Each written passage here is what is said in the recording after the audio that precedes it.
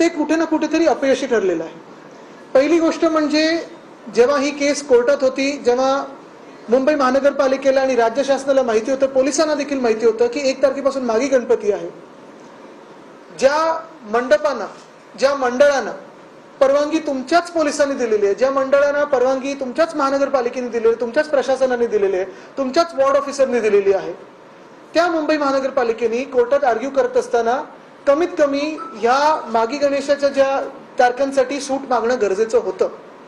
मला त्याच्यात जायचं नाही आणि मला माहिती नाही की त्यांनी त्याच्यात आर्ग्यू करताना काय केलेलं आहे, पण सर्वसाधारणपणे जर आपण पाहिलं तर भाजप अनेक विषयांवर आणि खास करून कोर्टाच्या ऑर्डर्सवर लगेच प्रतिक्रिया अनेकदा देत असतं। जर तुम्हाला उदाहरणं द्यायची तर दिल्लीतलं चीफ सेक्रेटरीचा जे विषय होता आणि तिकडच्या जे अधिकारी बदलायचा विषय होता, लगेच ऑर्डर आल्या अध्यादेश आणला आणि ते बदलून घेतलं।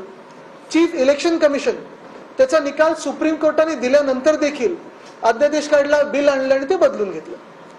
गोष्ट सांगण्याची ही आहे की ही इंटरिम ऑर्डर आल्यानंतर देखील आज 11वा दिवस आहे, म्हणजे तसं पाहिलं गेलं त्या दिवसापासून मोजलं तर 12 दिवस 13 दिवस झाले असतील, कारण आज तारीख आहे आपण पाहताय 11।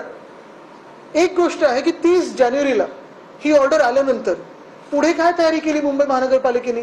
या मंडळांची बैठक बोलवली होती का? पोलिसांनी मंडळांची बैठक बोलवली होती का? ज्यांना तुम्ही स्वतःच जे काही परवानगी असतात ते दिले आहेत, तुम्ही बैठक तरी बोलवली होती का? पर्यायी योजना काही केली होती का? काल आम्ही पाहतोय सुनील प्रभूजी असतील, तिकडचे स्थानिक आमचे लोक असतील, गुडेकरताई असतील, ह्या सगळ्यांनी लढा दिल्यानंतर म्युनिसिपल कमिशनरशी बोलून, प्रशासनाशी बोलून वगैरे कृत्रिम तलाव आता काहीतरी केला गेला, पण त्या कृत्रिम तलावामध्ये खरंच एवढ्या मूर्त्या जाऊ शकतात का?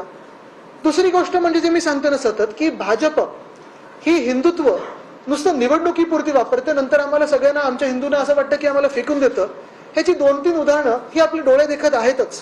पहिलं म्हणजे गणपतीच्याच बाबतीत, गणपती बाप्पाच्याच बाबतीचं उदाहरण द्यायचं तर पहिलं उदाहरण हेच आहे की मागच्या सरकारच्या वेळी आपल्याला आठवत असेल 2023 साली की 22 साली जे सरवणकर ज्यांनी गणपती बाप्पाच्या मिरवणुकीत, जसं परवा आपण पाहतो जी अडवणूक झाली, तसंच ह्याच सरवणकरांनी, जे आमदार होते, एकनाथ शिंदेचे आमदार होते, त्यांनी मिरवणुकीवर बंदूक रोखली होती, त्यांनी पोलीस स्टेशनमध्ये जाऊन गोळी